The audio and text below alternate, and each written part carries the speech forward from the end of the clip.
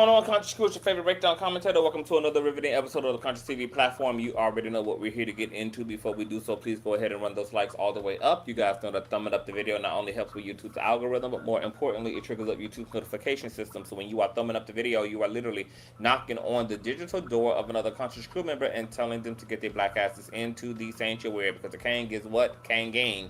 So whether you part of the replay gang, active with me in real time, or you are an old nasty piece of bush baby, please swing and bang on that like feature. We ain't got no weirdos over here, and let's unthaw the hell out of the algorithm.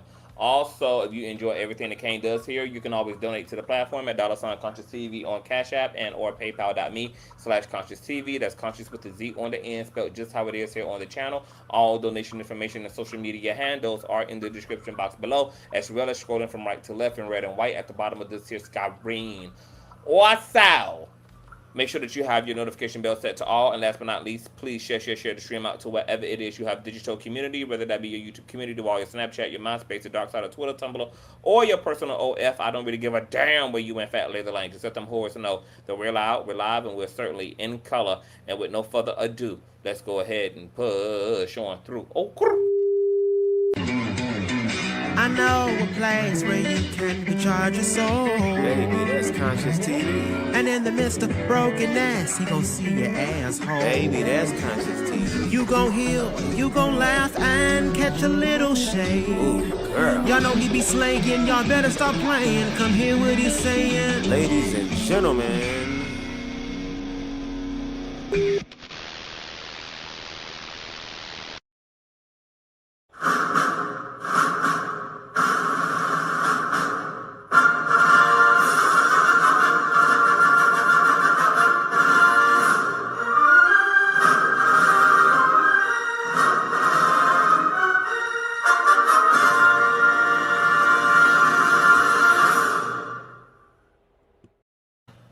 What's going on, Conscious Crew? Happy Monday. You guys know that I came through out live and in color first thing in the morning, and we got into some young Pharaoh, Barnyard Wiggins commentary, child. And I told y'all at the end of that live stream that we was going to come back and have a more serious discussion about young Pharaoh, in particularly because I find his transformation to be really remarkable, and it's really on theme with what the hell I've been teaching on this platform for years and years and years and years and years on end. And like a true prophet, of course, my word always comes to fruition. My God, today CTV may tell you a joke, but he will in fact what? Never tell you a motherfucking lie. All right, young Pharaoh is in his baddies era. He's in his Carissa Please era. He's in his divine feminine era. And it is spooking all of his supporters, girl, who don't know what to do with this new version of Pharaoh and don't know how exactly to explain it. Some people feel like young Pharaoh is demonically possessed and he must have been taken over. Oh my God. And we're going to get into a little bit of that discussion as well. And others feel like, oh my God, what is young Pharaoh about to come into? Is this a Hollywood humiliation ritual meant to strip him of his manhood and masculinity? You guys know that there is an urban legend regarding black men who are wanting to ascend to the tippity top, having to sell their souls in the form of sexual exploitation, being sexual servants to high-profile, typically saltine men who are in power in Hollywood, having to go through various sexual rituals and sodomy, etc. You know, having to wear the infamous dress, okay, as a wink wink that an inspiring black male talent or entrepreneur is in fact ready and buck broken by the system accordingly. You guys know that during the P. Diddy trial, Suge Knight spoke about how there is a thing called the boiled egg test in Hollywood, where the saltine powers that be would determine if an aspiring male was ready for next level economics and was ready for next level success by way of actual ritualistic abuse, and would test how much that man has endured and is ready for the next level and has submitted himself and bowed down and bent the knee to the system by way of seeing if they could put a boiled egg in his pussy, and if his pussy was stretched and non-elastic enough, and you could put a boiled egg in his pussy and take it out without it being cracked, it means that that man had submitted deeply and been submissive to the system in order to finally obtain the next level upgrade to his career. If that boiled egg cracked, okay, it meant that he had not been abused and submitted and endured enough to go to the next level of the Illuminati. My God, today. All right, so some of Young Pharaoh's fans are trying to piece this together, what has happened to their cult leader, what has happened to their master. All right, now, I highly doubt that Young Pharaoh is getting geared up for anything, because the sad truth is that Young Pharaoh doesn't have a redeeming quality right now.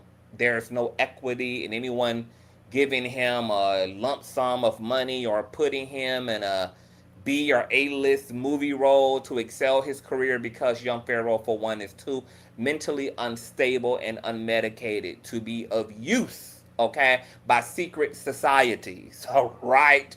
Secret societies are not built for the faint. They're not built for the weak. They're not built for the fragile. They're not built for the unstable, because you're going to damn near lose your mind before it's all said and done. You definitely don't have any chance of sustaining and being of use to the system if you're coming in already broken, okay? We look at so many high-profile celebrities like Michael Jackson, Britney Spears, Amy Winehouse, Amanda Bynes, Aaron Carter, the list goes on and on and on and on, who have been washed up and swallowed up by the system and have been spit out violently, okay? And these people came in well, youthful, talented, vital, full of hopes and dreams, only to end up as a shell of themselves and have labels continue to exploit and make money off of their art, off of their intellectual property, because we all know that celebrities, particularly performers and entertainers, are worth more dead than they are alive. That a lot of these labels have their artists, both pop stars, hip-hop artists, rappers, etc., sign life insurances, etc., in order to ensure that the label can continue to reduce debt, but also can continue to, once again, make money beyond the artist's life. And some have even speculated that because of these life insurance policies, etc., that are within these 360 deals, etc., that these artists sign their life away to, that sometimes the labels themselves orchestrate the death of artists. You guys know that there was a lot of speculation around Angie Stone's untimely death while she was disputing her record label and was calling them out for withholding her royalties and hoodwinking and bamboozling her regarding her music and her moolah, okay? We know that Michael Jackson has also spoken out against so many record heads, record labels, etc., that there's been a long line of exploitation. Diddy himself ran a 360 label, baby, where most of his artists were bamboozled and hoodwinked. They could not get out of their contracts, while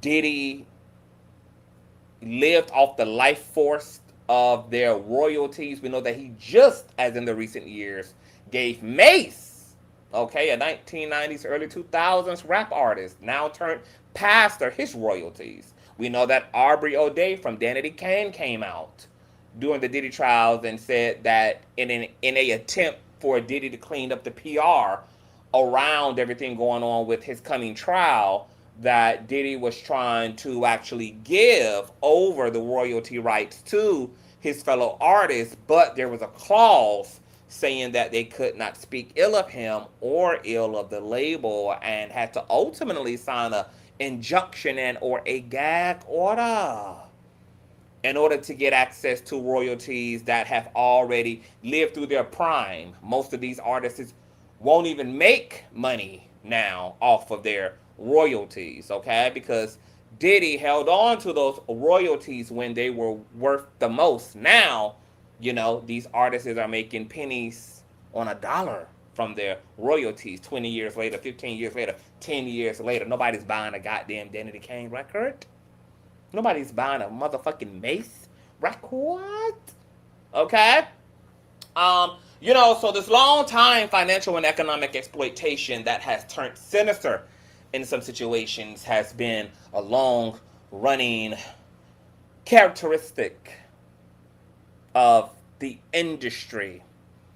And bringing it back to young Pharaoh, yeah, it doesn't appear to me that young Pharaoh currently has any equity that a secret society would be interested in, for one, because secret societies, for one, are interested in indiscretion. Young Pharaoh is too mentally unstable and runs his buttery yellow teeth mouth too much to have any sense of privacy. Okay, so he wouldn't even be someone that the system would trust as an agent. All right. And right now, once again, the man has no commercial equity on him to begin with. Okay. So there's no big Hollywood payout or big project young Pharaoh was getting ready for. Okay. That would render him having to go through this alleged ritualistic abuse. All right. But there are other things happening with young Pharaoh that are more rational, logical, spiritual, psychological, and grounded in reality that we're going to explore here in this discussion. And I want you guys to, once again, thumbs up the video. And matter of fact, let me turn this pot off on my stove super quick, and I'll be right back. I'm going to put on some intro music super quick, and we'll be right back to schedule programming.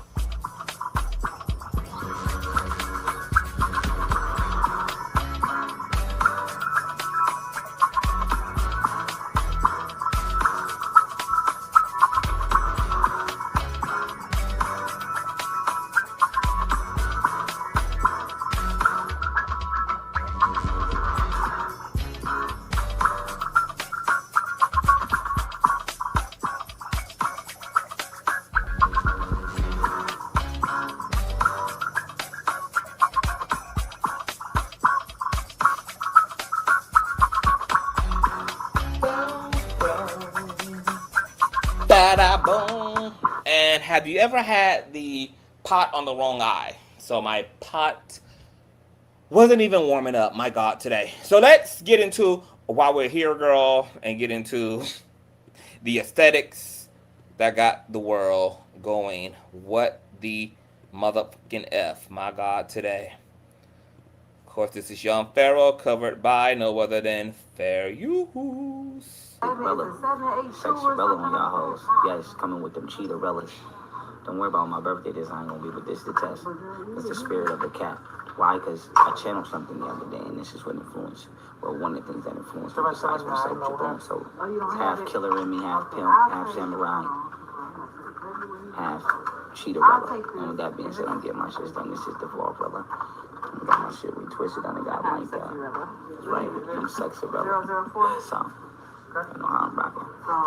I gotta get used to having these stuff wrong on my damn face. I'm sitting there. It wasn't. I know that's what you're talking about. I like these. They sexy. These gonna come out sexy. And y'all know I had to go to my favorite. He feels sexy in them, child. The Asian, my favorite. So I'll show y'all the finished results. I'm gonna go off for a little bit. You're gonna see if it's buzzing. If not, parking lot there. I was on the jump till I bounced. I got me a stripper pole. She was chopping. So I'm sure I can still put it again. Alright, I can still whoop y'all ass. That's all I count. That being said, it is what it is. It ain't what it ain't. Alright, y'all. We halfway through. Sexarella. These them Sexarellas. And they came out exactly how I envisioned them in my mind. I'm telling y'all right now. I am hollering. It was either going to be this, shark teeth, or yellow viper scales. And don't nobody better steal my yellow viper scales, because I'm still coming out with those, them yellow vipers. So don't steal my shit. But with that being said, I'm going to start popping my shit, y'all. Yes, sir. Okay, so he said, girl, he's in feline energy. He's in feminine. As far as I'm concerned, that's another way of him saying, girl, he's in feminine energy, child. He's in feline energy. My God, today, okay? Then he went live to play some video games. For those who thought it was rage bait or clickbait pie, he wasn't playing. He took them nails home, baby. He been drinking water in them nails, washing and wiping his ass in them nails. He been eating oodles and noodles straight out of the pot, baby, with them motherfucking nails. He is not playing, okay? Cheetorella.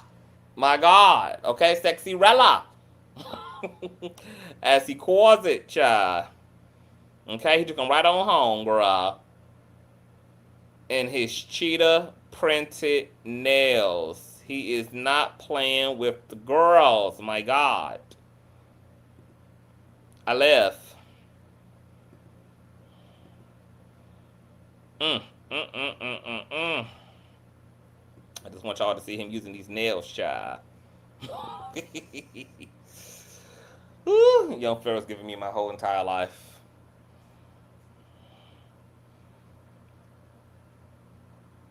Not Arc by Omni saying he looks pretty though. On period. He does look more cleaned up. He done got a retwist. He done got his hairstyle, child. His nails are popping, girl. Lip gloss popping. He does look better. Now that he is groomed, child, because young Pharaoh be looking like what the hell he be going through, baby, and don't be giving a rat's ass. Okay? Let me show y'all him drinking some water with them nails. So we got the nails up here. I was showing some of this in the last live. Y'all saw my compilation on Instagram, child, of him twerking and saying that he's banning all corn at his university, aside from same gender loving porn. That's the only corn that you can watch at his university is same gender loving corn. All other corn is banned, including hetero corn is banned. My God.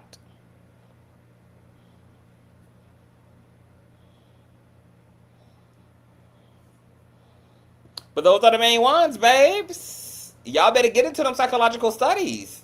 The data is out that the most homophobic women and men are suppressing their own internalized gender dysphoria and or their own internalized same-sex attractions. So it's a projection.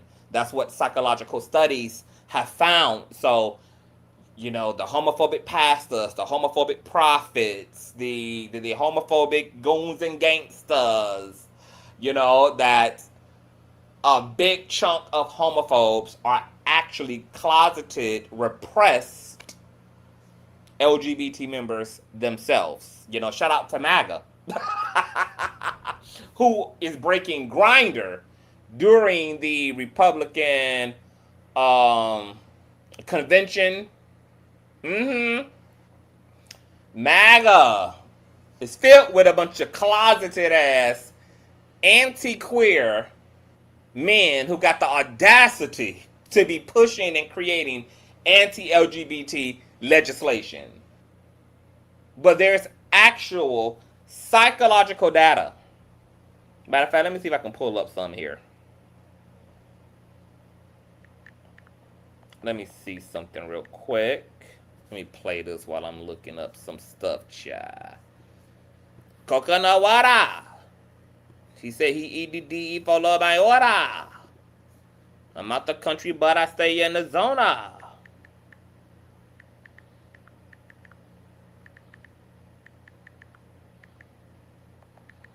Let me see here.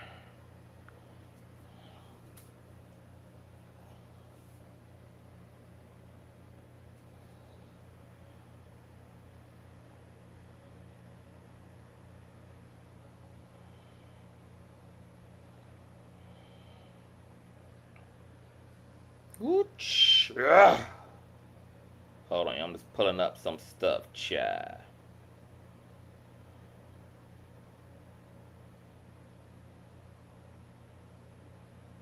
Okay, let me read this. I put this up on my phone, chill.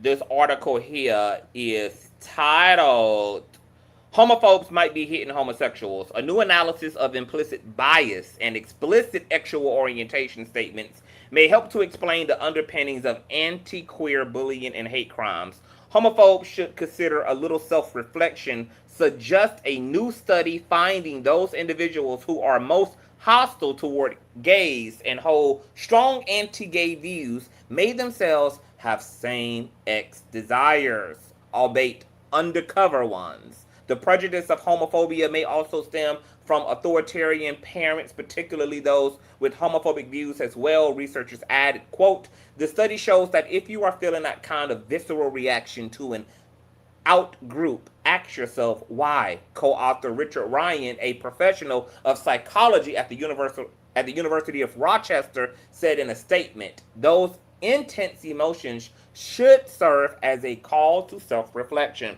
The research published in the April 2012 issue of the Journal of Personality and Social Psychology reveals the nuances of prejudices like homophobia, which can ultimately have dire consequences. Quote, sometimes people are threatened by gays and lesbians because they are fearing their own impulses. In a sense, they doth protest too much, Ryan told Live Science. In addition, it appears that sometimes those who would oppress others have been oppressed themselves, and we can have some compassion for them too. They may be unaccepting of others because they cannot be accepting of themselves. Ryan cautioned, however, that this link is only one source of anti-gay sentiments. In 4 studies, the researchers looked at the discrepancies between what people say about their sexual orientation and their implicit sexual orientation based on a reaction time test. The studies involve college students from Germany and the United States.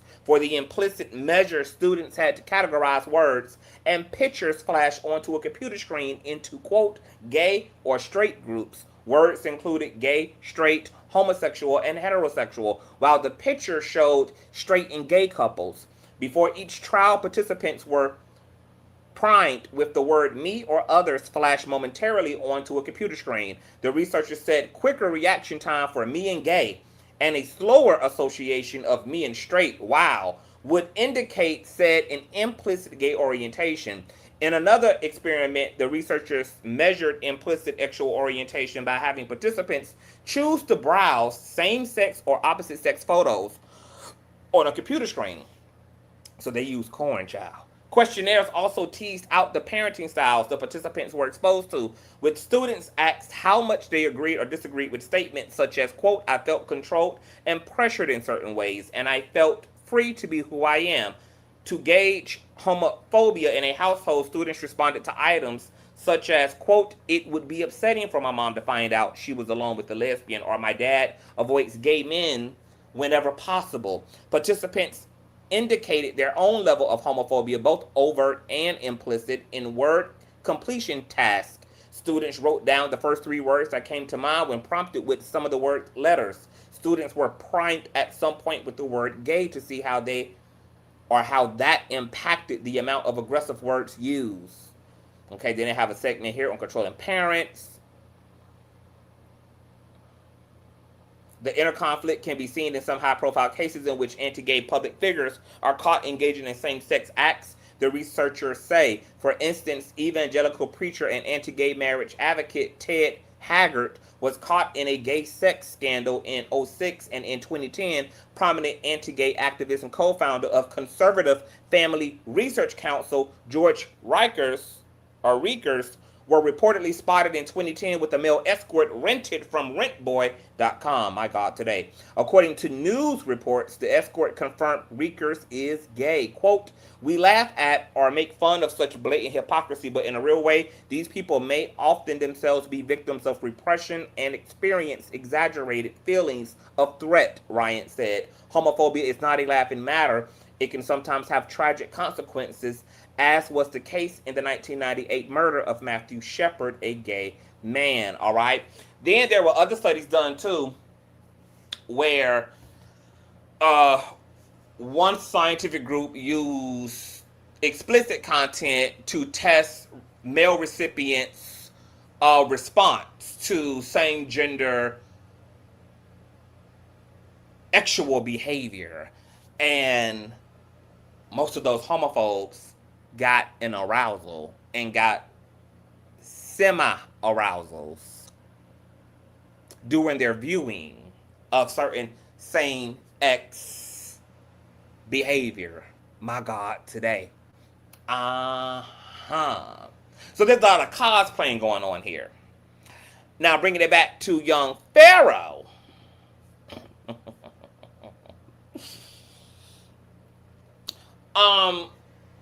Let's get the demon thing out of the way too. I don't think that young Pharaoh per se has a demon. I mean, look, he may have some unclean spirits at this point that been latched on and are parasitic because he's a walking low vibrational vortex, okay, for those type of energies. So by now he probably could use a damn deliverance or a goddamn exorcism, okay, because there are some things infecting his consciousness. But I think the crux of young Pharaoh's seemingly spontaneous, erratic, violent behavior, his self-destructive tendencies are coming from a place of trauma. And I've kind of given my psychoanalyst of young Pharaoh in previous live streams because for a time I followed his journey. Hold on for 1 second, you guys.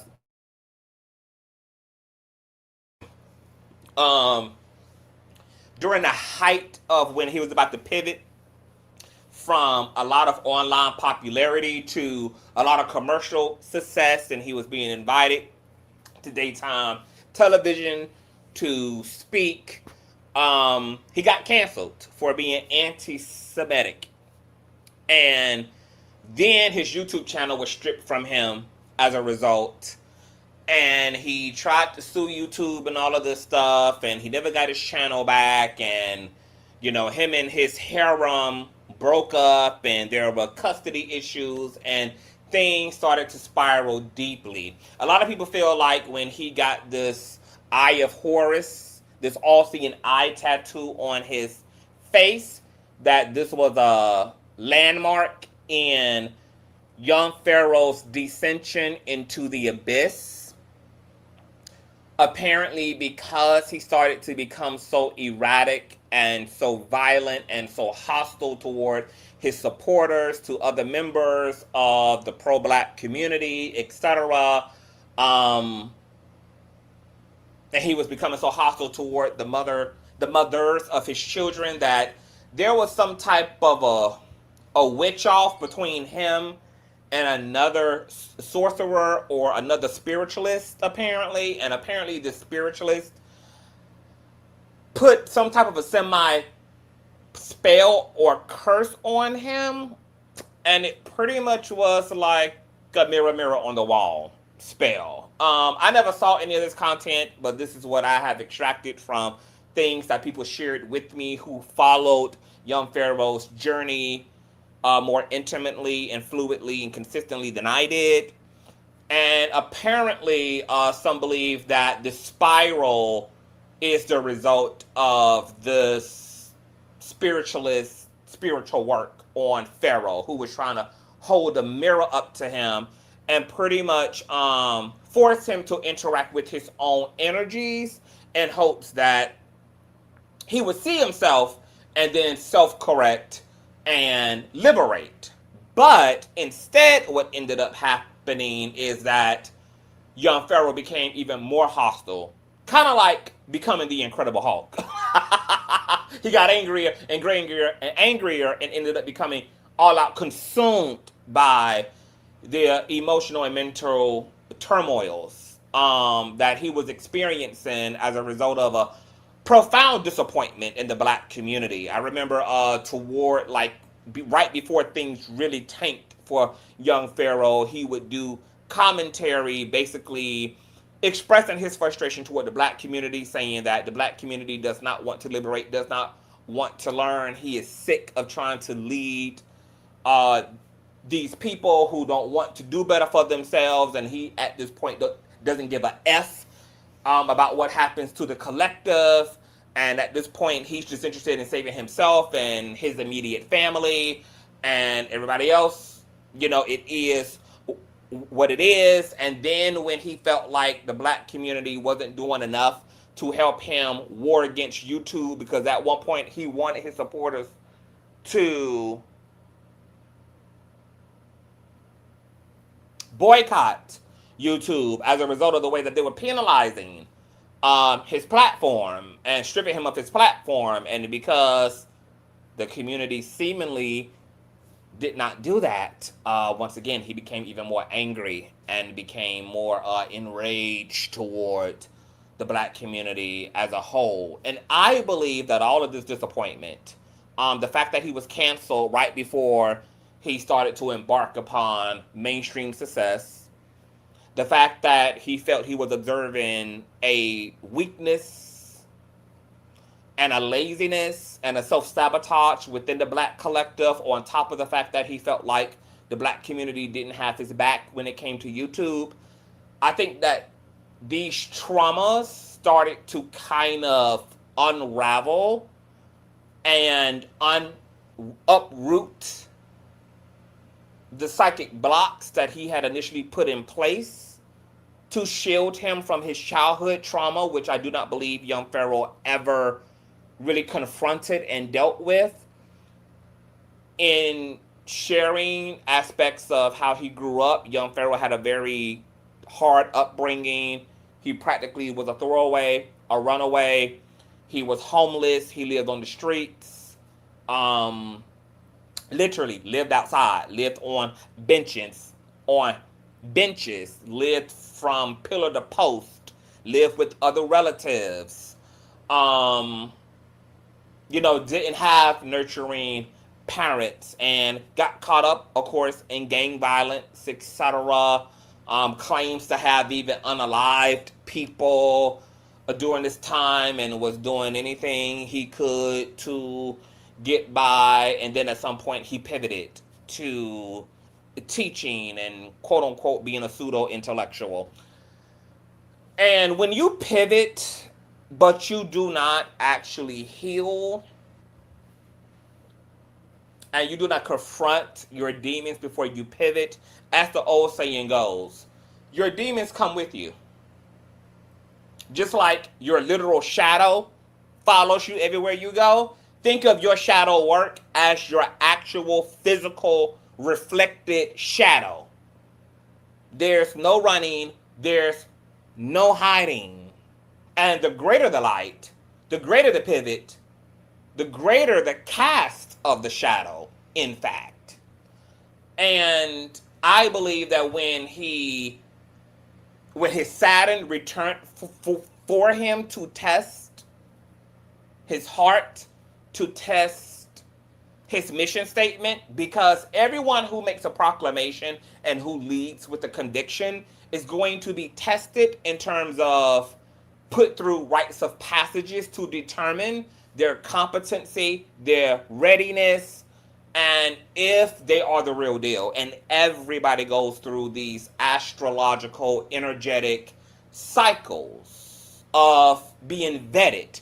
Whether it's you making your proclamation to be ready for marriage and be ready for love. God, I'm ready for a family. Or God, I'm ready for millions and hundreds of dollars and prosperity and abundance. Or God, I'm ready for the next level. Whatever it is that you are expressing and you are vibrating and you are aligning for and with, you're going to be put through a vetting process. And when Satan or Saturn returned to young Pharaoh to test his might, in the words of Mortal Kombat, unfortunately, he crashed and burned.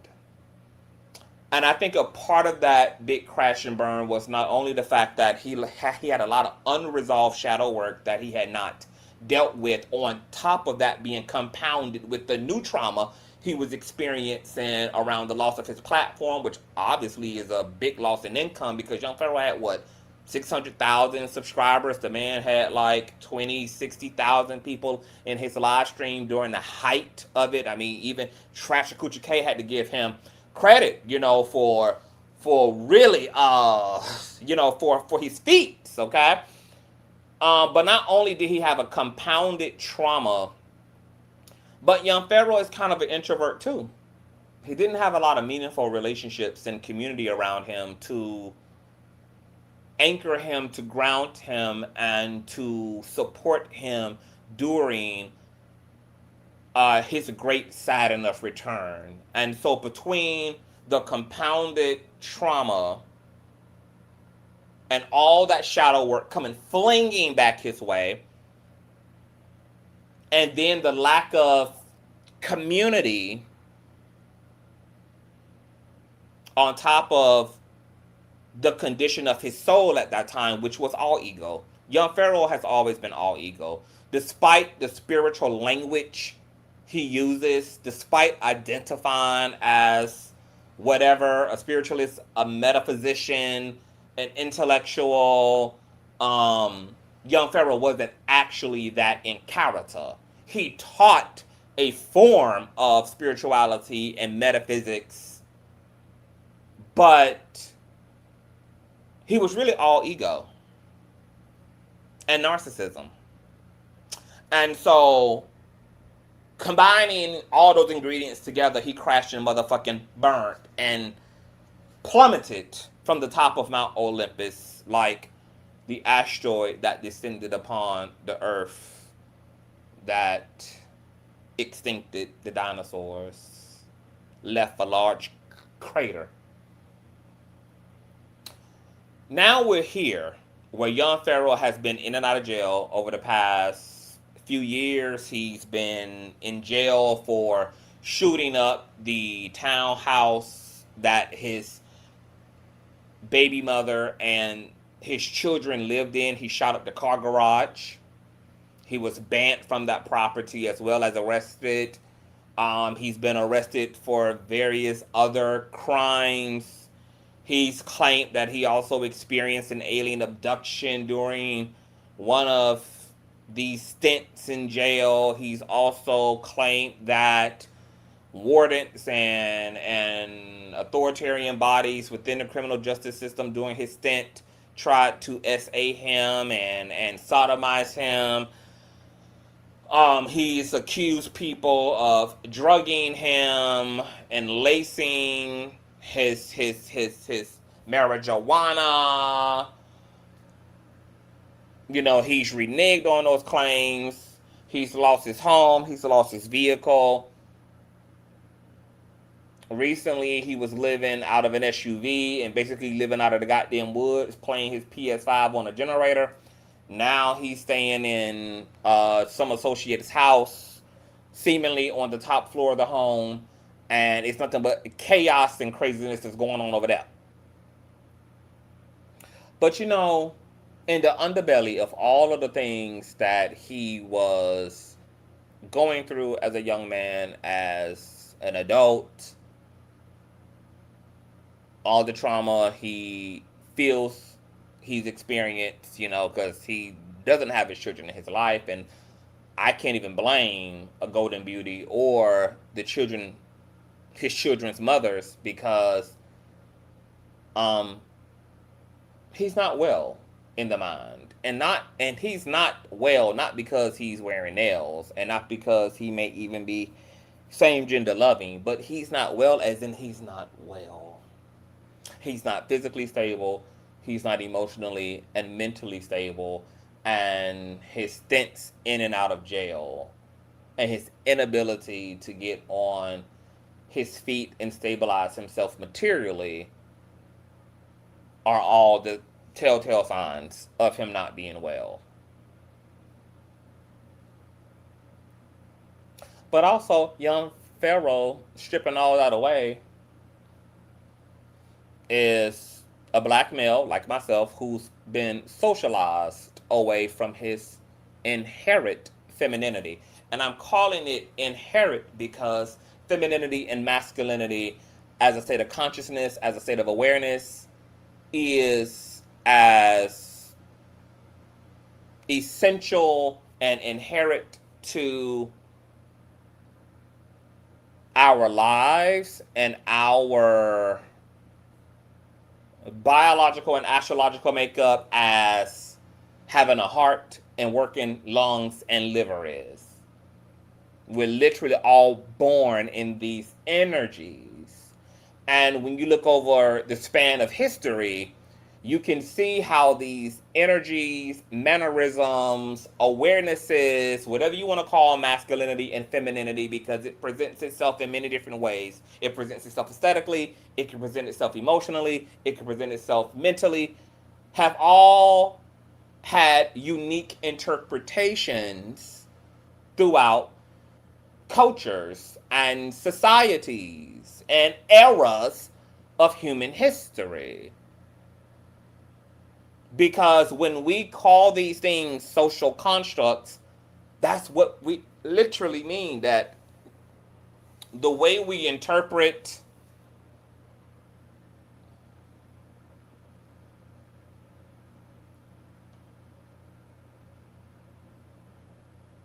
masculinity and femininity is subjective. And each culture has conceptualized masculinity and femininity in their own unique way. Let's talk about some of that. Let's go to startcatalog.com. Hold on for 1 second.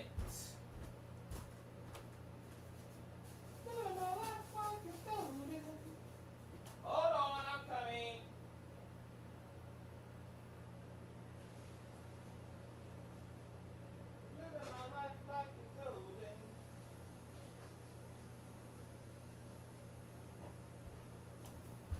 I should have just have brought y'all with me, actually.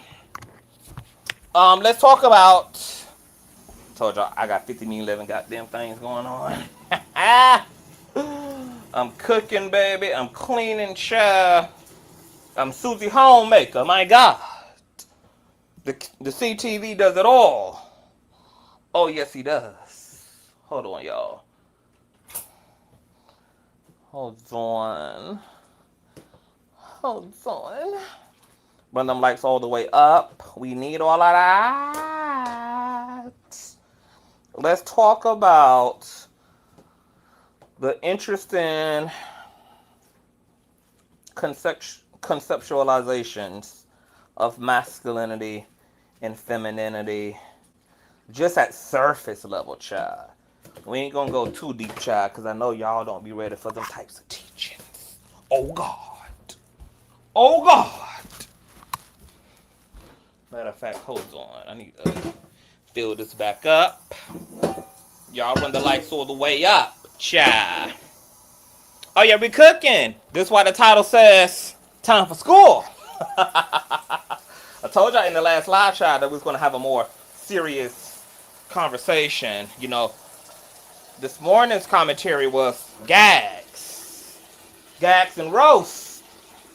But you know, over here, we're the only platform, baby, that can go from silly as hell, goofy as hell, and go straight to motherfucking school with it. Because we don't play. Alright. Trying to get the kitchen here settled.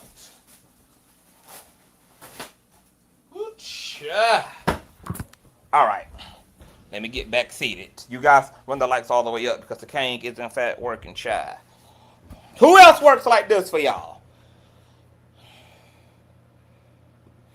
All right, intended to be used by men, but are now used by women and vice versa. My God, today, let's start with high heels, okay? Because you know what's interesting about American culture is that, you know, in this age of hypervisibility of trans women and gay men and effeminate men and, you know, the wig wearing and all the things shy, you know, women, American women's claim is that, we don't have no space. We can't have nothing for ourselves.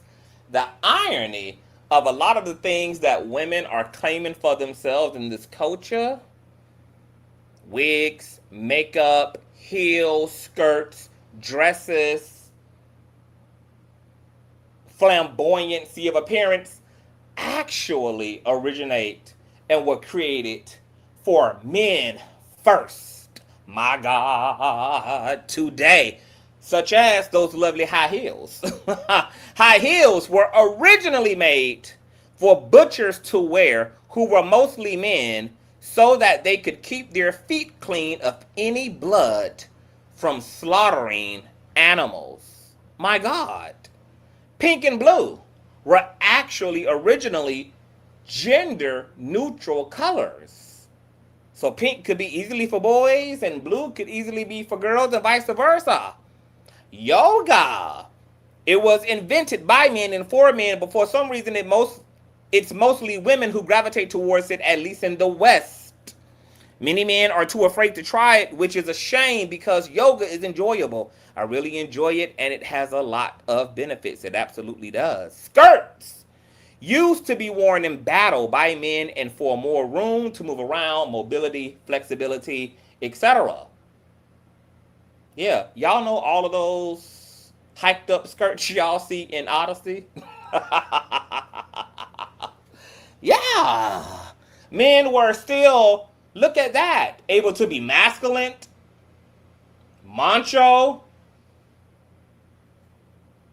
kick ass, protect family, friends, loved ones, protect the culture with and of their communities in motherfucking skirts and gladiator sandals. My God, today. Wow, you got certain sects within the black community talking about they ain't gonna let no nigga in a wig lead them. They ain't gonna let no man in no skirt can't lead me.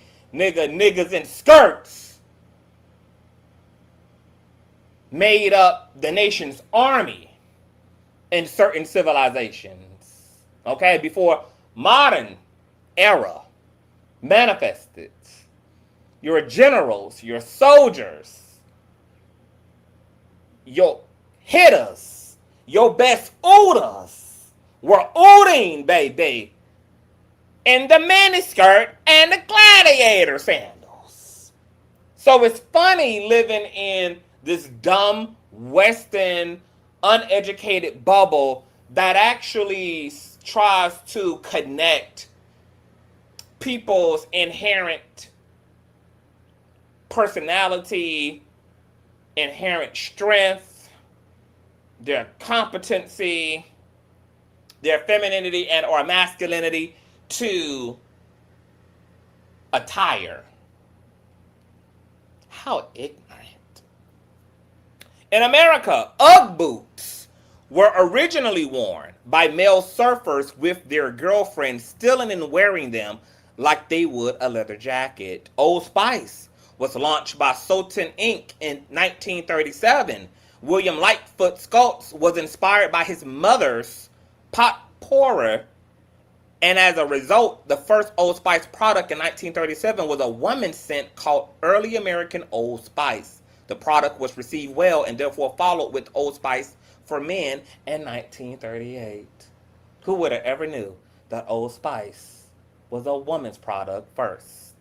Crop tops was a football thing initially. Shaving razors were made for men, but women shave a good bit more now, both in frequency and surface area. Makeup primarily worn by wealthy men back in the day Wristwatches, they were made because most women didn't have pockets for pocket watches. Now I pretty much just see men wear them, though they've started to fall out of style. Names like Ashley, Kim, Beverly, Addison, Shelby, etc. used to be boy names, now are mostly girls. I hope eventually people can just pick the name they like without worrying about which gender is using it more. Boys are going to run out of names otherwise.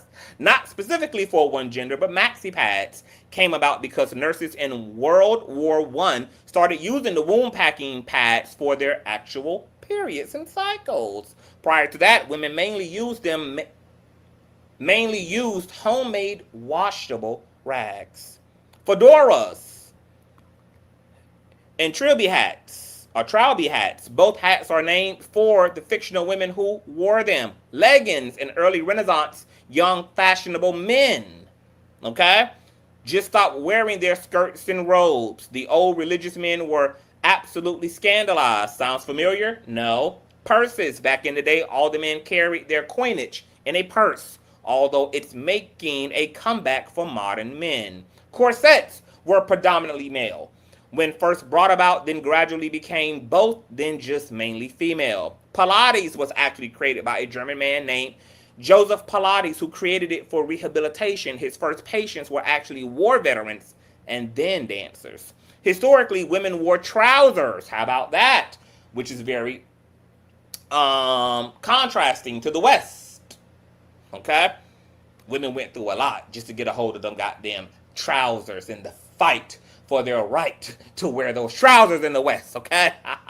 But historically, women wore trousers, while men wore robes in many parts of the world like Greece, Persia, and Rome, and some parts of Europe, but definitely not in the US, France, or England.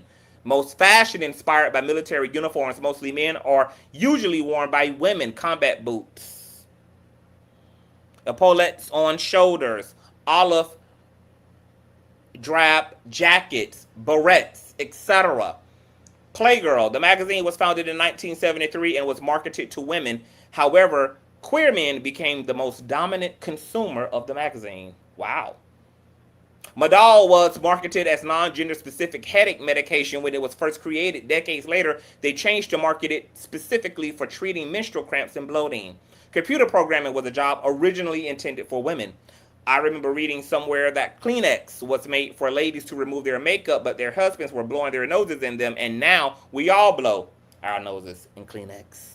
Automatic cars, they were made for women because it was believed that women couldn't or wouldn't be able to use a stick shift, that it was too complicated for them. My God, the sexism of it all.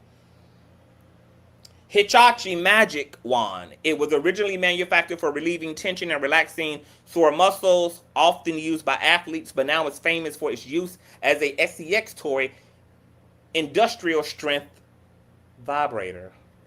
Industrial strength. That sounds like a good time. The Ford Mustang. It was supposed to be a car with a big trunk for you so that you could fit all the groceries in it. There was even an ad or article stating that you can own a Mustang that matches the color of your lipstick. Makes sense why a lot of old Mustangs are red. Wow.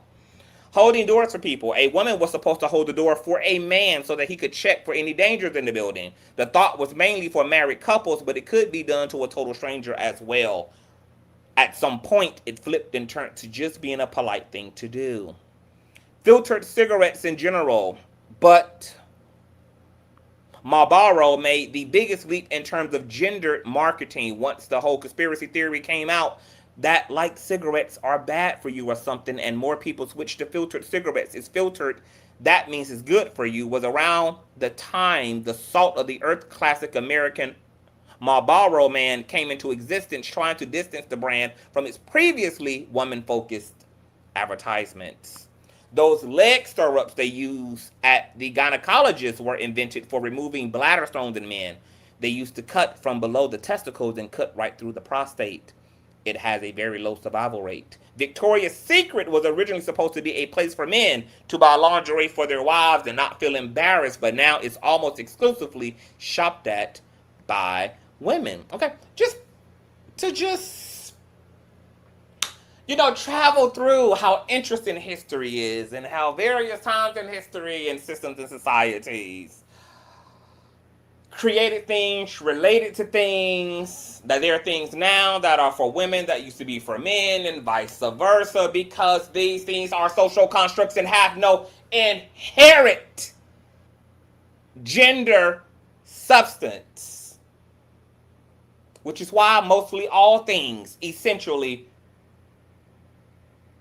are gender neutral, despite whatever community or culture is assigning a specific gender to. That all things in all reality, hairstyles, clothing, social behavior,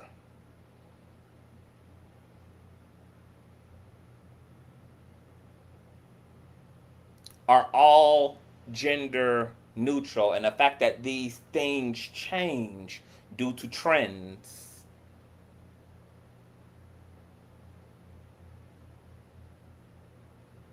due to the politics of a particular system and culture, including bathrooms, which still in various parts of the world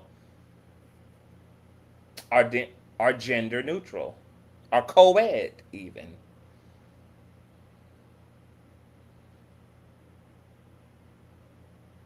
Social constructs, which are meanings given to things out of the human imagination. They can mean anything. They can mean something completely different 10 years from now, 20 years from now. They may mean something completely opposite across the water, because they have no inherent meaning, including the stiletto Cheeto nails that young Pharaoh is proudly pouncing around in. My God, today. Hold on. My laptop, she's dying. Y'all, run the lights all the way up. Woocha. I came across this article too, just to, talk, further conversation. Vice.com. A feminine man is a powerful man.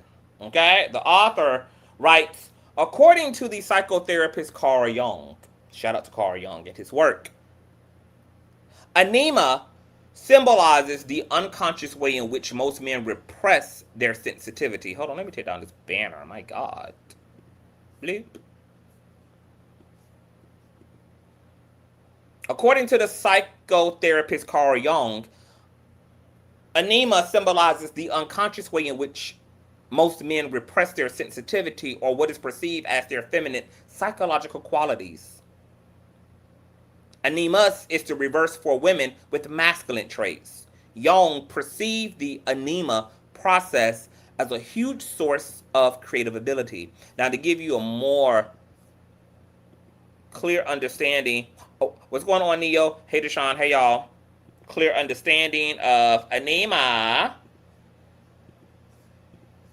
Let's get into a bit more of a nuanced breakdown. Jung outlined 4 typical. Hold on, that's the beginning.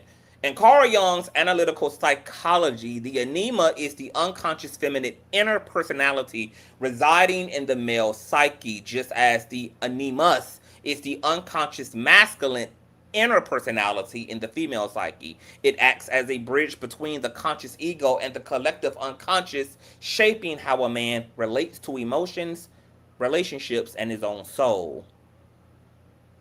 The inner opposite compensates for a man's conscious outward masculine persona by embodying repressed qualities like vulnerability, intuition, and emotional depth. Source of vitality connects a man to his creative life force, imagination, and deep spiritual or psychological meaning. Expressed through projection, men often unconsciously project their anema onto real-world women, leading to sudden infatuations, idealizations, or unwarranted emotional reactions. Sorry about that, y'all. Something was blocking and obstructing my view down there. Hold on. The StreamYard thing I can see on my end. Y'all can't see it on y'all end. Hold on. Let me get shit out the way. Jung outlined 4 typical phases through which a man's relationship with the feminine evolves over a lifetime. First, Eve. Purely instinctual and biological, a man identifies the feminine strictly with nourishment and his mother. Helen, romantic and aesthetic, personified by idealized, glamorous, or competent figures, though lacking profound emotional intimacy. Mary, spiritual devotion where virtue, religious devotion, and higher emotional connection are recognized. Sophia, wisdom incarnate, the highest stage where the anima becomes an inner guide to philosophy, meaning, and wholeness. Psychological integration, unrecognized or unintegrated, the anima can cause moodiness, hypersensitivity, or a sense of inner stagnation. Integration happens by acknowledging these inner emotional patterns through dreams and active imagination, reclaiming projections and balancing the psyche. So as I always say, we all have these inherent qualities. Men have inherent feminine qualities, or what has been deemed and labeled as feminine qualities, and women, females, have inherent masculine qualities. And in the studies of some psychotherapists, when we are out of balance and out of alignment, and we're only yielding to one aspect of consciousness, one aspect of spirit, one aspect of way of being and existing and perceiving, because we participate in gender roles and social norms that repress our full spiritual actualization, we end up emotionally and mentally disturbed as a result.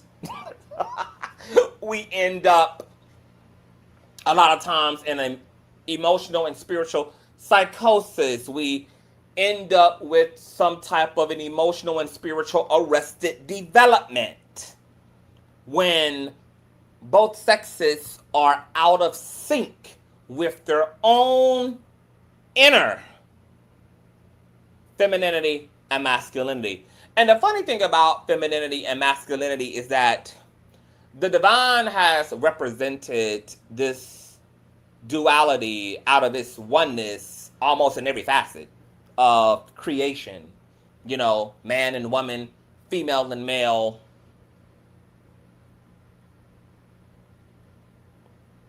The fact that all of humanity comes from one source, and that is the feminine, and that's on a biological scale, that all embryos are female first, that all embryos, for those who are on the magic school bus, a simpler way of saying that is that everyone essentially is female first before they evolve into male or remain female. That the divine feminine is the womb of all of creation. So of course, creation would begin and start from the feminine first, and then the feminine first, and then the feminine first, and then men. The feminine first, and then men. So it's really ironic that most of the world is patriarchal, and that men have essentially done what troglodytes and colonizers have done, which is reverse the natural order of creation, where we also know that out of melanin came all other races, ethnicities, complexions, genophenotypes of all people. But somehow saltiness has plastered itself in the seat of power and made itself first and made itself the standard. when it genetically is the weakest of the human lineage.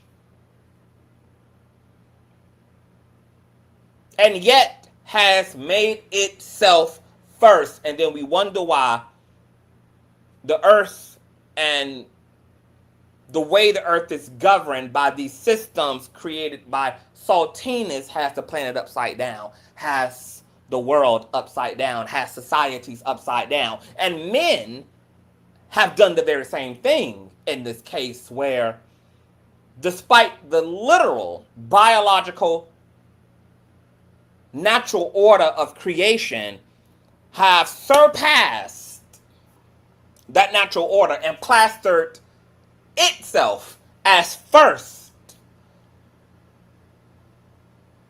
and made itself the grand wizard of reality. I mean, even trying to get us to believe and socialize us into believing through the raggediness of patriarchal Christian mythology of believing that Eve came from Adam. No, my love. Adam came from Eve.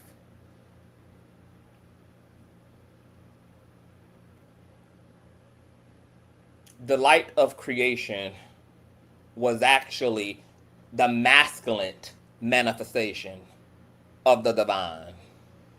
It was the abyss and the darkness and the blackness that was actually spirit, the feminine.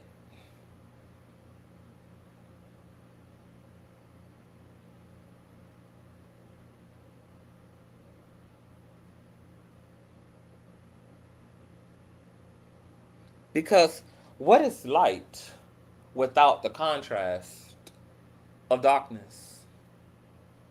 Could you see the stars, the moon, and any other celestial body without the contrast, without the foundation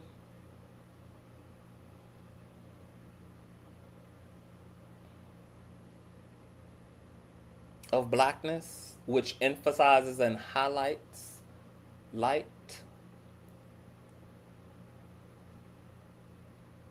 When the scriptures say that the divine said, "Let there be light,"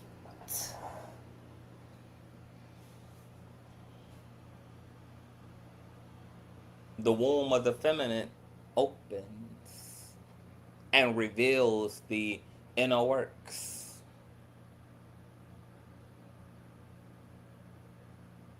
That God is feminine and God creates in the feminine but projects in the masculine. Almost like that of a strong woman. That of a badass motherfucking femme fatale.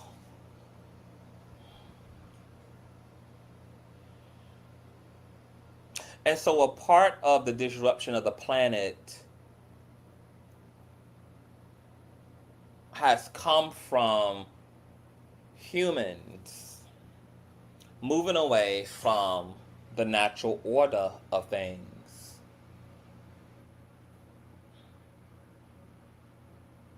Would a woman make an atomic bomb? More than likely not. Would a woman make a nuclear missile? More than likely not. But all these things have been the projections and the Frankenstein creations of the masculine, which has a shadow aspect and a divine aspect, just like the feminine has a divine aspect and has a shadow aspect as well. And this is what also happens when a system moves away from its pagan origins and moves into strict patriarchal dogma. and religion and capitalism. And now the earth groans and moans and shakes and quakes in her grievances and in her injuries. Because her children have lost their motherfucking minds. My God.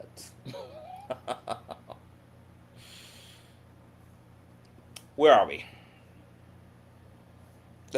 Back to this article, child. I'm getting carried away. My God. You guys run the lights all the way up.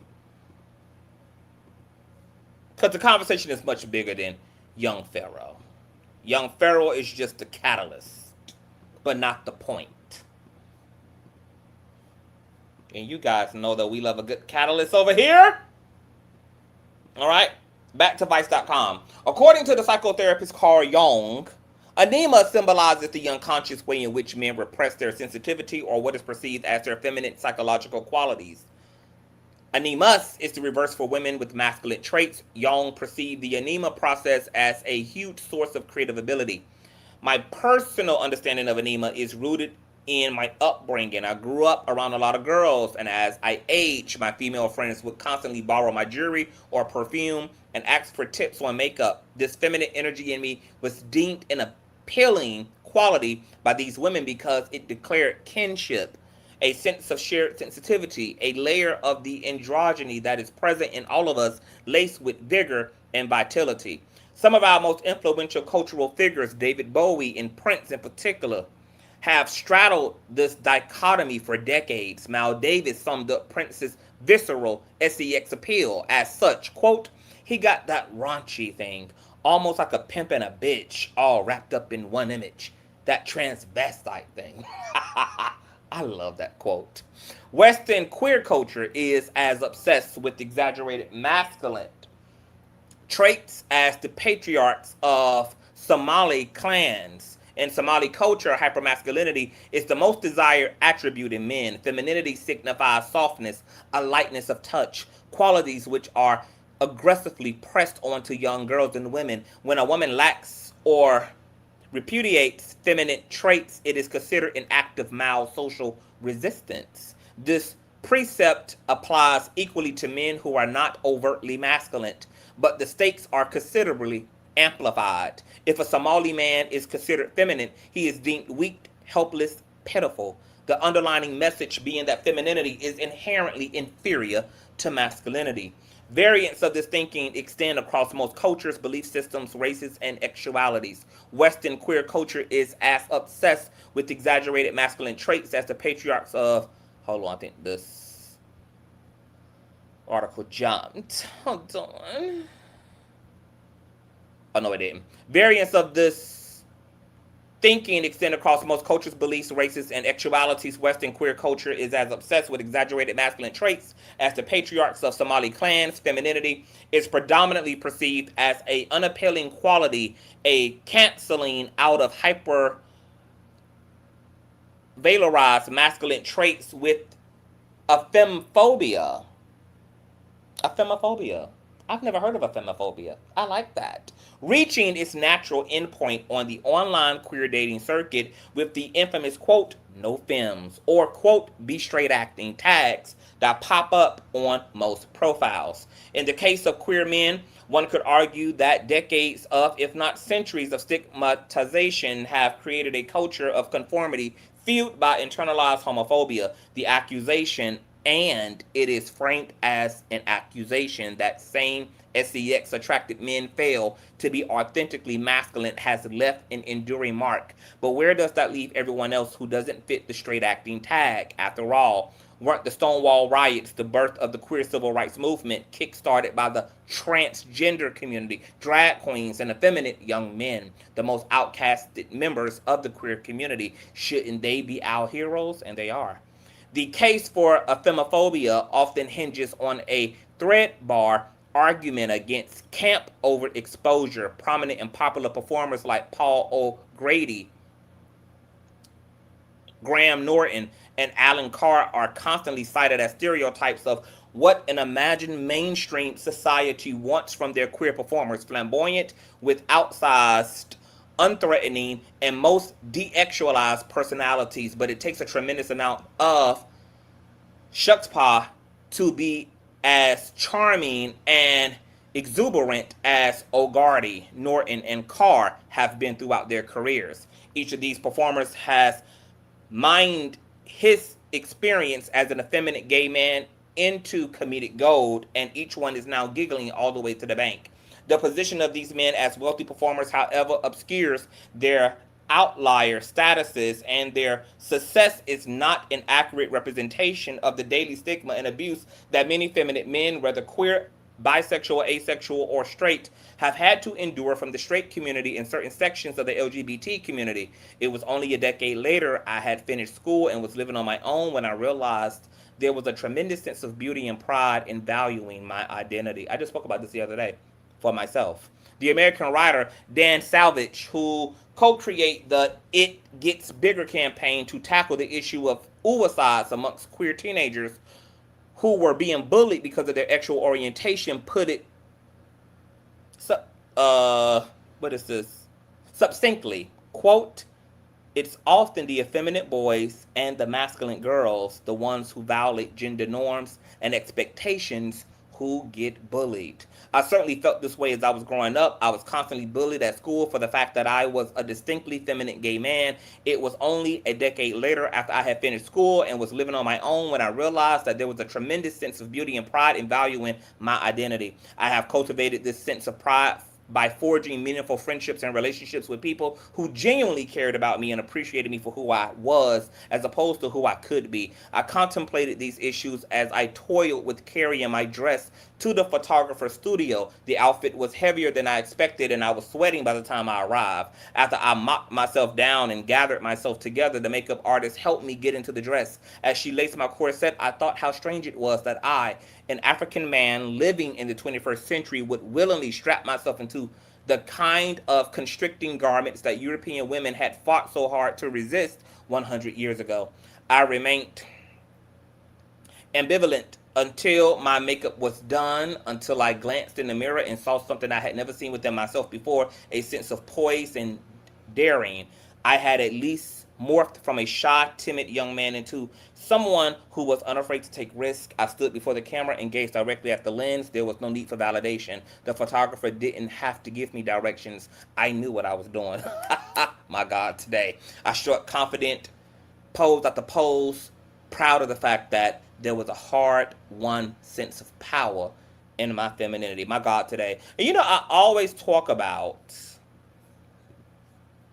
how I am so proud of both my masculinity and femininity, and how much I have had to intentionally decolonize and deconstruct my brain of a lot of toxic Western indoctrination so that I could truly have a sense of authenticity and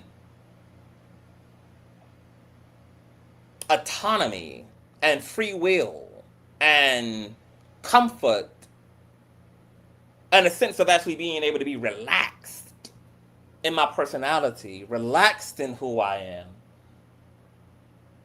And while there is a bit outward machine called the culture and its religiosity and its gender norms and its social norms that make it very difficult and that put that dis-ease and discomfort within people, I do want to say that despite that machine that wars against our spirit, that we still have a choice. And I'm also not saying that the choice is and comes with a romantic and poetic unfolding.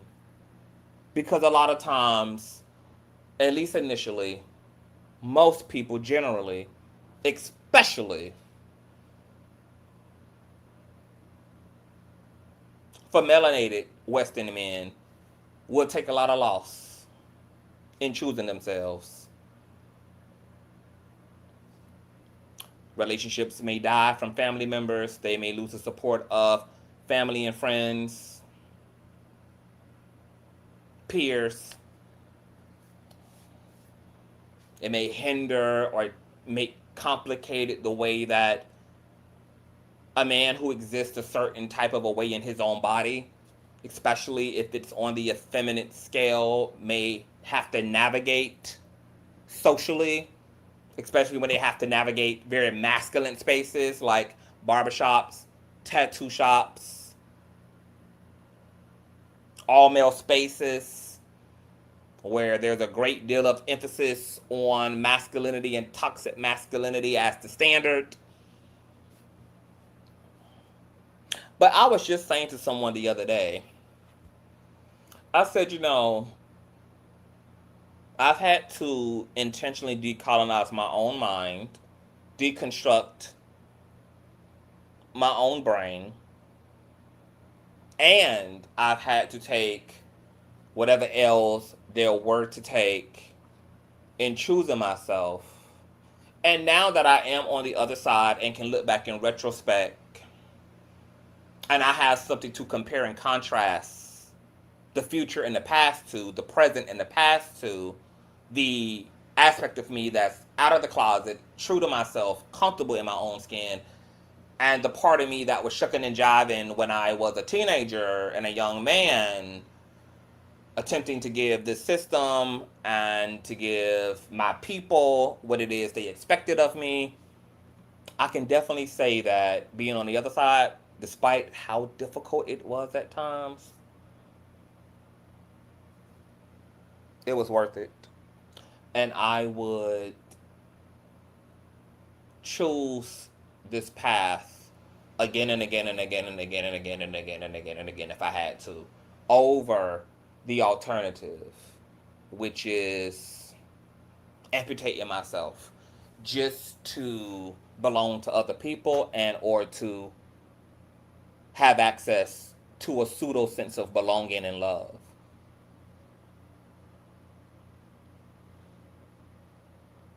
I think that it is more noble and that it is more psychologically enriching to choose to be persecuted for who you are rather than to be who you're not and still have to endure persecution anyway. Because what you will find for those who are living in the closet and for those who are living behind a wall and for those who are living underneath a blanket and a shroud,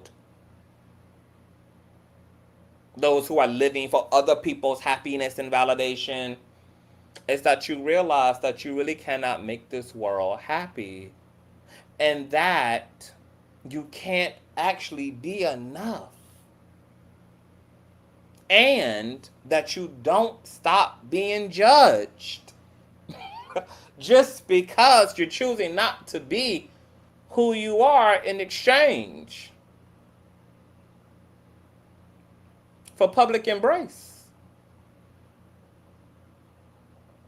And then what you will find is that the more you give the system what it wants rather than to be true to yourself, is that a growing resentment starts to boil and brew and stew underneath and within.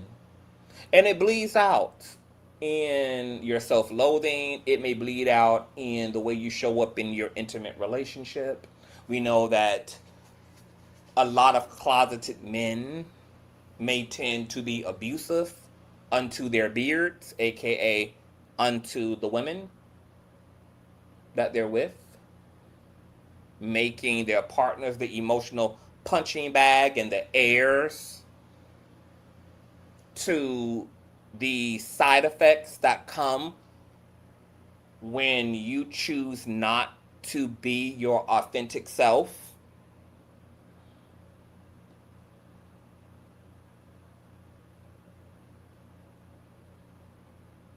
Silent depression, silent rage,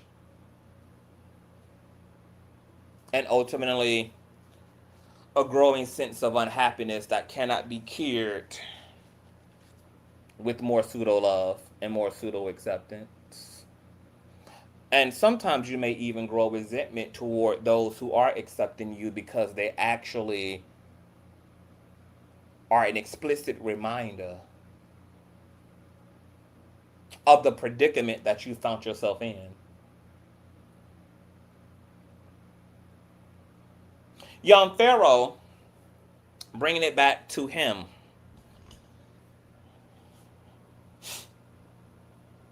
People are saying, oh, it's a demon. He has a demon. There may be some issues that young Pharaoh has, and there may be some spiritual issues at this point. But that differs from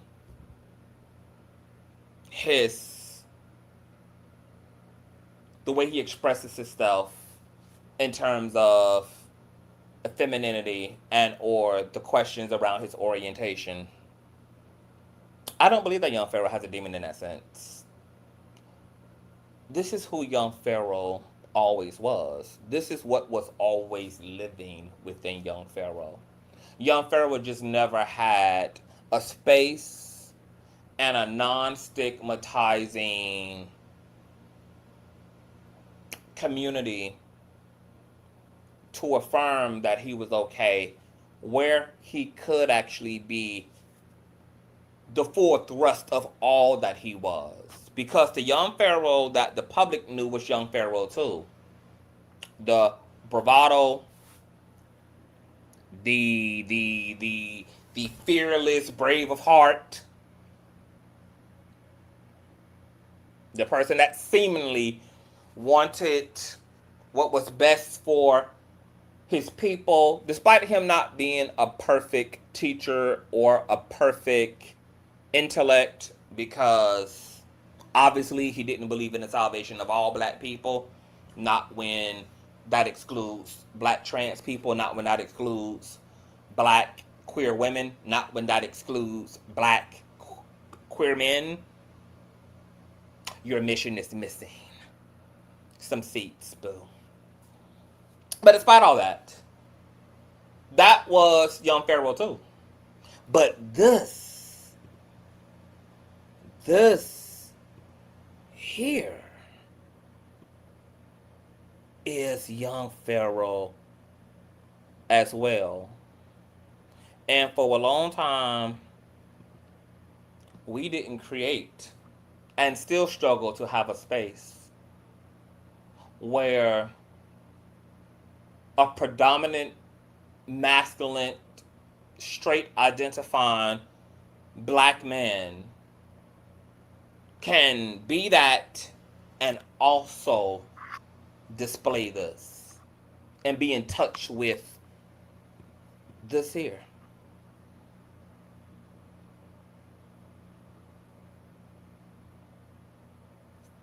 We've ridiculed, ostracized, shamed,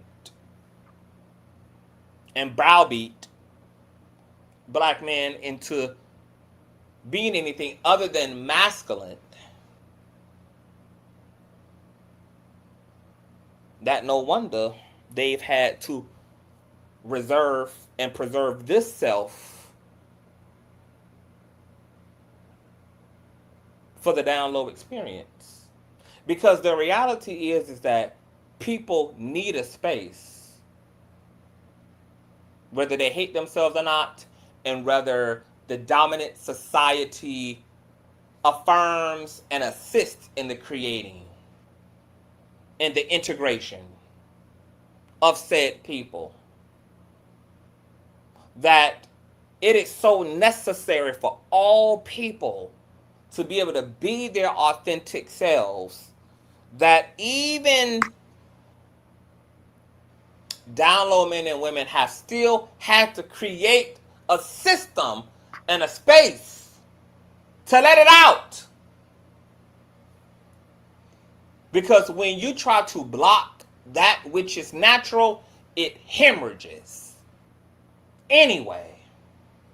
And the existence of the down low community is the hemorrhaging of people who are struggling to accept themselves, but nonetheless need to And they have found it impossible to keep their nature within a cage.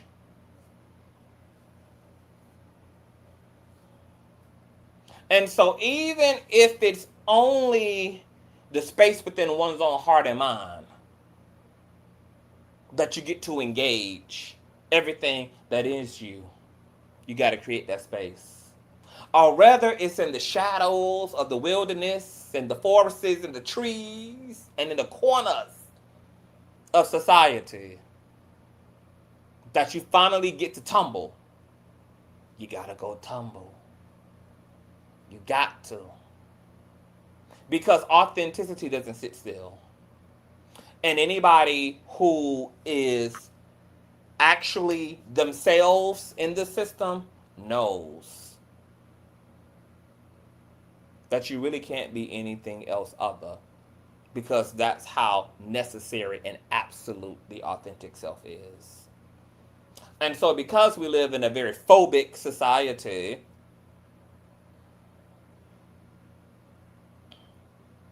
it comes at high stakes for people to be who they are in its entirety. So then they move in fear while still needing expression. And that is what becomes of the download community. People who are in fear but still need expression.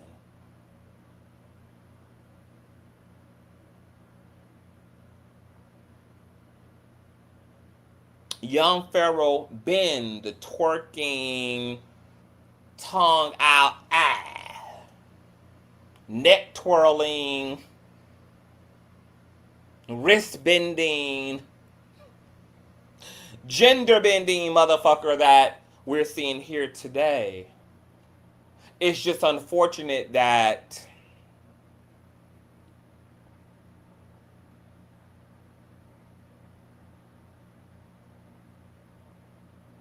he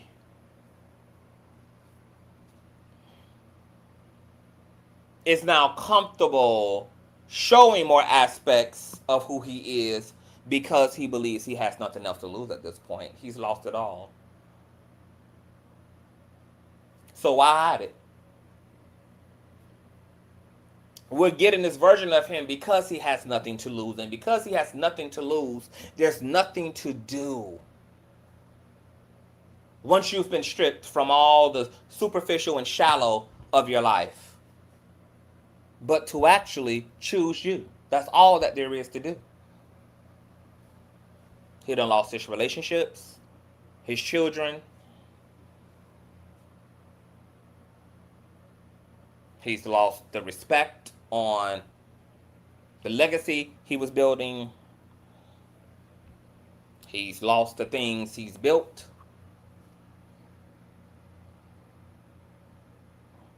There's nothing to lose. The stakes are no longer high because in young Pharaoh's mind, in the unconscious of his psychology is, I gave the world. I gave my community the idealized version of me, expected of me. Masculine, black man, pro-community, love black women, educating my community, making money.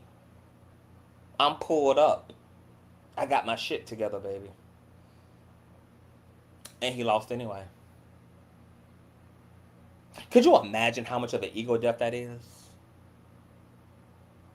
Because young Pharaoh is literally the embodiment of everything that I just said about how you might as well be who you are and be persecuted than to be who you're not and still be persecuted, because either way you're going to be persecuted, either way you're going to be judged.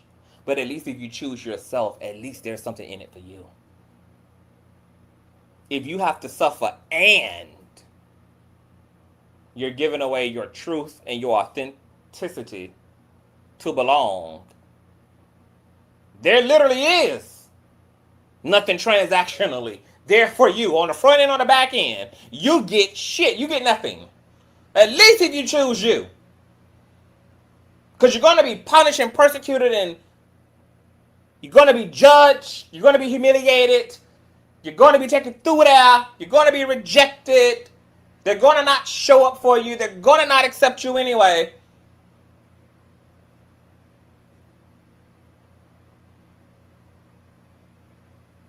You might as well choose you, because at least there's something in it for you. You have some chance to have aspects of a better life, of a higher life for yourself, by actually being who you are and giving other people in this world an opportunity to love that version of you.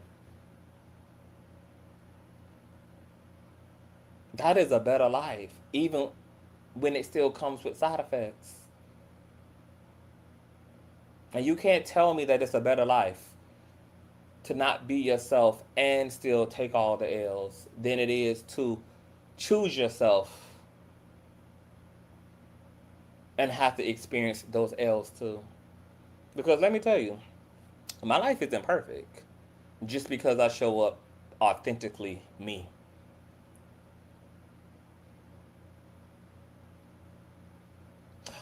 But at the same time, I have a quality of life and a quality of being because I choose me, despite the consequences.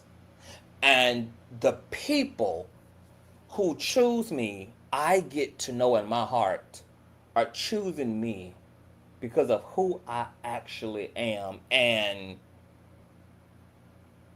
the sentiment and profoundness of that is beyond my ability to articulate. Because I think that when you don't choose yourself, and when you choose to be a court jester, that of course you hold secret resentment, and you're always low-key insecure in any relationship that you have. Because you know deep down that nobody actually is choosing the real you. Because you aren't giving them the opportunity to. Because you're giving them the figment of their imagination. And you know that deep down, that your wife isn't loving the real you. You know deep down your family isn't loving the real you. You know deep down your friends ain't loving the real you, because you've not given anybody the opportunity to love the real you. Because you have yet to be the real you. And so there's always this floating question of your value and your place, and how the world around you really feels about you, because you know that it's less likely real, because you haven't given them anything real to love and hold on to. And that eats away at people. I think that causes people to cheat. It causes people to be disloyal in friendships and relationships. It causes people to sabotage in relationships. Because, baby, it's only downhill from there. Yeah, you're right, nobody loves you. Because you've yet to love you out loud. How can it be possible that anybody does? People can't love and embrace and celebrate that which you refuse to be. So if you never show up as who the fuck you really are, you don't have a chance at ending up with your actual soulmate. You don't have a chance at aligning and manifesting within your actual tribe. You don't have any chance to manifest the highest version of your life, because the highest version of your life is going to come out of the authentic you. which vibrates by default at the highest level. That's why you'll find that the most authentic people are some of those happiest, happy-go-lucky, free-spirited, high-capacity individuals that you ever meet. They live in abundance, but that abundance starts from within. Law of attraction has no choice but to then ping, ping, ping, ping, ping, ping, ping, ping, pow. Match energy. Law of attraction matches energy.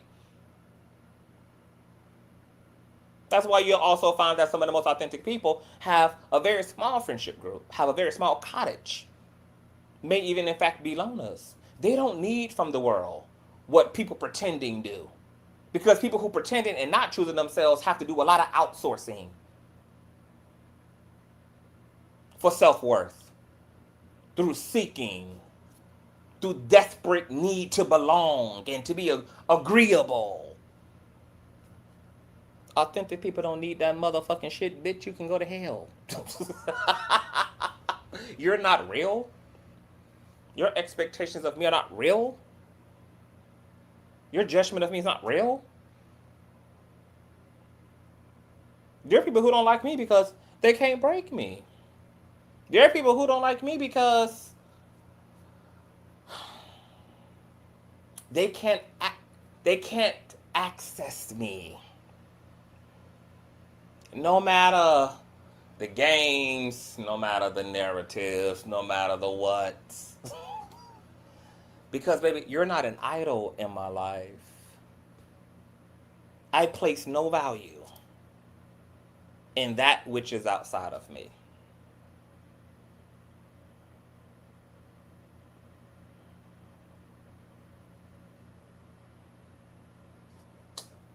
Young Pharaoh may be on the verge of, contrary to popular belief, an actual breakthrough in his life, because it does start exactly where he is. First and foremost, the courage to be your motherfucking self. If young Pharaoh can pivot from here, because it does start here, it starts in the crater of life. It starts with the audacity to be who the fuck you are. He's already accomplished a lot by being able to get here with himself. If he continues to reach for the light, to reach for his mental health, oh baby, he can do this all over again and be better than he ever was. It will be a different life. It will be a different audience because, see, the audience that he created, they have no space for this version of Pharaoh, child. They have no capacity, no tolerance. There's nothing they can do with this. Because he created a world that wasn't entirely true to who he was and who he knew himself to be. Now, can he withstand that and continue to hold on to himself as he watches the death of what he created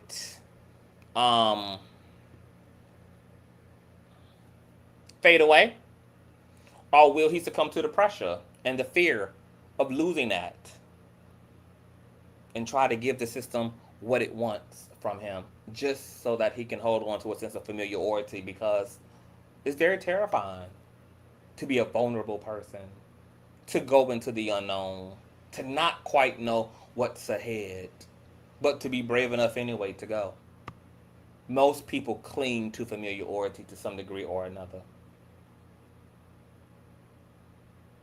It's why most people are still fucking with their toxic family, even if they're not fucking with them in full capacity. But they're holding on to them in some way. They're trying to make it work in some way. It's why most people still on again, off again, got their exes in their life to some degree, trying to make it work. Most people cannot deal with being in suspended animation. They fear it, terrifies them. Young Pharaoh is being reborn again.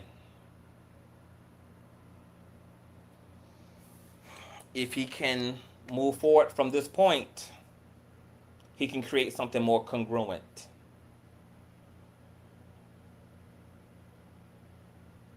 With his authentic truth.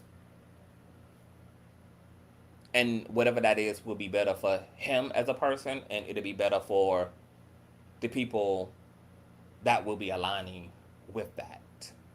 Because he'll never fall the way that he fell the first time. If he chooses himself this time.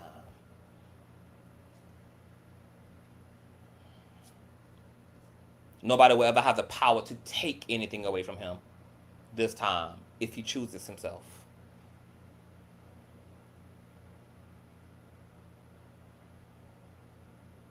And all of us go through these ego deaths. And we turn around and we say to ourselves, oh, when am I going to feel like myself again? Oh, babe, that defeats the purpose. You're supposed to be losing that you. This is about a snake shedding its skin. This is about rebirth. This is about the rise of the motherfucking phoenix. This is about going into the mystery. And then coming out understood. This is about a whole new world. This isn't about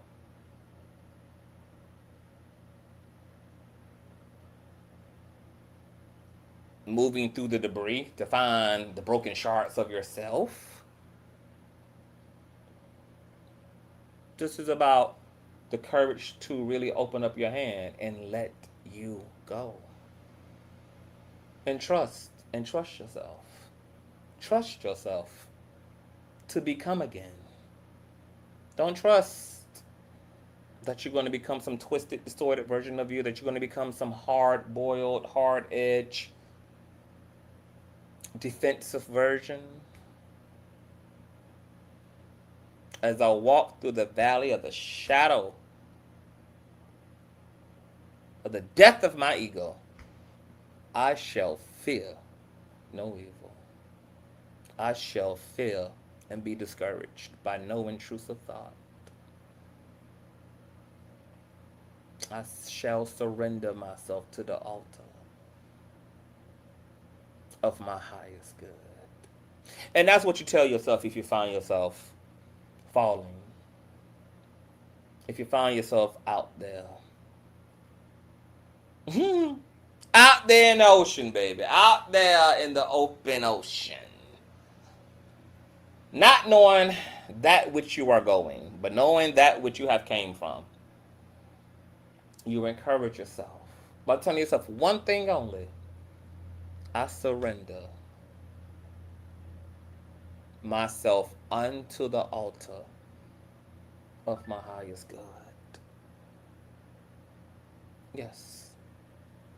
Every day, all day, you meditate on that. You don't have to be afraid to transform. There is nothing to be afraid of but what you make fear out of. So, this thing that young Pharaoh got going on is very fascinating to me. I tie it all up to say that, our community as the Black community, we have a lot to unpack. We've been colonized and indoctrinated and socialized and propagandized in such a way that we definitely won't be seeing the death of femphobia, of femophobia, of homophobia, transphobia, queerphobia. We won't be seeing the total freedom and liberation of Black women and Black men in our lifetime. But there are some peekaboo progresses happening in current day, almost like a baby chicken just pecking away at the shell of that egg, one peck at a time. I'm seeing a change. It's slow, but it certainly seems steady. I can see that our community is afraid of that change. I can see that black women are afraid of who black men are embracing themselves to be. I can see that black men are afraid of who black women are embracing themselves to be. I can see that the community at large is afraid of what it means for queer people to be in power, to be normalized. I see fear all across the board for sure. But the interesting thing about it is that everybody's motherfucking changing, ready or not. Every community is changing, ready or not. And I hope that we stop having resistance and that we become more interested in living in a world where people can be the version of themselves that is best for their mental health, because I think that every community and every system gets better when people are allowed to choose what's in the best interest of their highest mental and emotional good. But there is a great deal of ego death and fear that we're going to have to transcend and transmute in order to really open our arms fully to that, because I see the fear, but I also see the perseverance of that which refuses to stop also pending against this fear.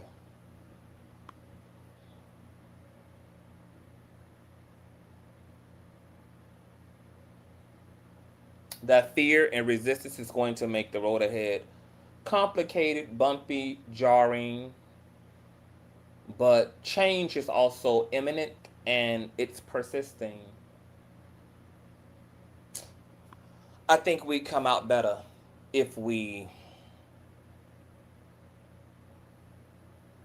accept that which is becoming, rather than to pretend as if we can control that which is.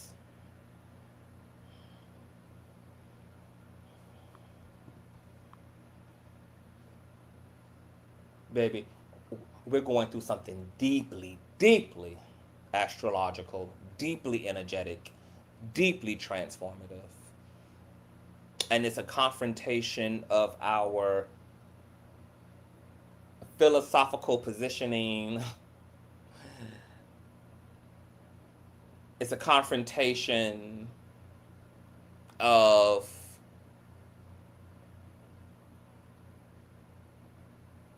where our knowledge has ended about a thing. It's a confrontation of the unknown. But gravity has lifted every community off of its fucking feet. We're all changing. And we know it deep down. We know nothing is going to be the same deep down. And instead of persisting upon and insisting upon antiquated beliefs and familiarity and outdated social norms, it's time to just open our arms, baby, and find a way to support each other in that which we are transforming into. Because each and every last single one of us deserves this and needs this. This is why even in my gag and roast of Barnyard Wiggins, you know, I had to laugh. I had to gag. I had to poke, because of the hypocrisy of it all. But it's also why I had to tie it up in the end and affirm him, because I am genuinely happy for him. I am happy for anybody who is finding the fuck out of themselves. Because, woo! I know the price you've paid, bitch, to do the motherfucking work. Because I know the price I had to pay. And I respect any motherfucker who has embarked upon that journey. Because baby, that choosing of yourself makes a real man and a real motherfucking woman out of you. And everybody deserves that. Everybody deserves to live a life that is in the best interests of their emotional and highest mental good. That's the only way toward a better society. That's the only way toward better social engagement, social dynamics, toward a healthier, functional, holistic society, is one in which we champion behind people choosing what's in the highest good for themselves. And we don't have to understand it.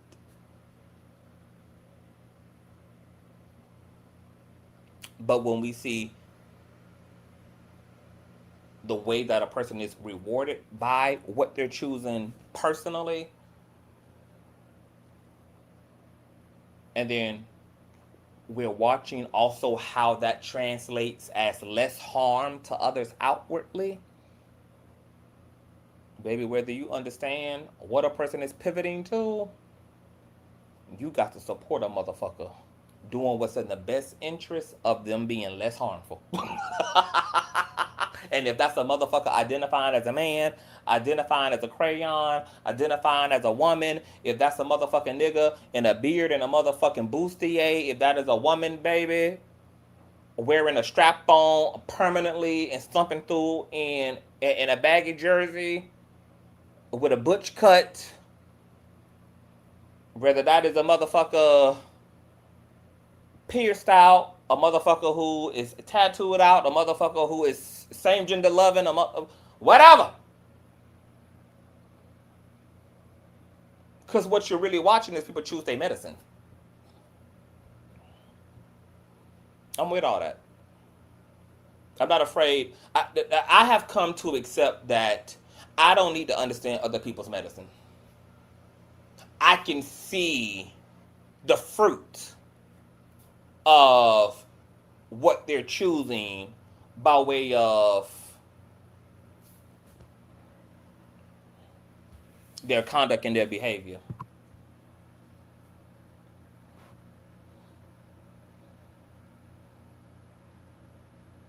That's why I'm not in the business of telling people, I'm not in the business of preaching anyone. I preach principles. I don't preach systems. I don't tell people to be a Christian. I don't tell people to be atheists. I don't tell people to be gay. I don't tell people to be straight. I tell people to reach for whatever the fuck brings you to your highest good.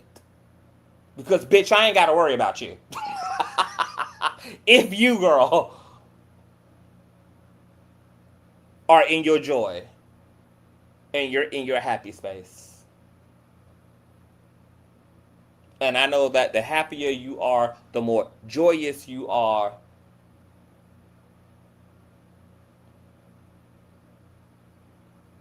the less harmful you are as a person.